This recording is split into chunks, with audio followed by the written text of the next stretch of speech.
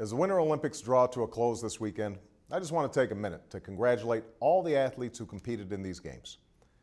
And I especially want to say how proud I am of all that the American men and women have achieved over the last few weeks. Whether it was the men's hockey team's stunning upset of the Canadians on their way to the gold medal game, or Lindsey Vohn's heroic gold medal comeback from a shin injury, or Apollo Ono becoming the most decorated American Winter Olympian of all time, you can't help but be inspired by the sheer grit and athletic prowess on display in Vancouver. And it's not just the medal count that's inspiring, though we've certainly done great on that score. What's truly inspiring is the character of the men and women who have won those medals, the sacrifices they've made, the integrity they've shown, the indomitable Olympic spirit that says no matter who you are or where you come from or what difficulties you may face, you can work hard and train hard and still triumph in the end. That's why we watch. That's why we cheer. That's why, in the middle of an extremely challenging time for America, we've been able to come together as one nation for a few weeks in February and swell with pride at what our citizens have achieved. Now, when it comes to meeting the larger challenges we face as a nation, I realize that finding this unity is easier said than done, especially in Washington. But if we want to compete on the world stage as well as we've competed in the world's games, we need to find common ground. We need to move past the bickering and the game playing that holds us back and blocks progress for the American people. I know it's possible to do this, and we were reminded of that last week when Democrats and Republicans in the Senate came together to pass a jobs bill that will give small businesses tax credits to hire more workers.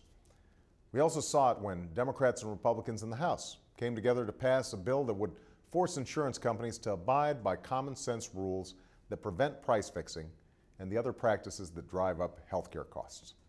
We need that same spirit of cooperation and bipartisanship when it comes to finally passing reform that will bring down the cost of healthcare and give Americans more control over their insurance. On Thursday, we brought both parties together for a frank and productive discussion about this issue. In that discussion, we heard many areas of agreement. Both sides agreed that the rising cost of healthcare is a serious problem that plagues families, small businesses, and our federal budget. Many on both sides agreed that we should give small businesses and individuals the ability to participate in a new insurance marketplace, which members of Congress would also use, that would allow them to pool their purchasing power and get a better deal from insurance companies. And I heard some ideas from our Republican friends that I believe are very worthy of consideration. But still, there were differences. We disagreed over whether insurance companies should be held accountable when they deny people care or arbitrarily raise premiums. I believe they should.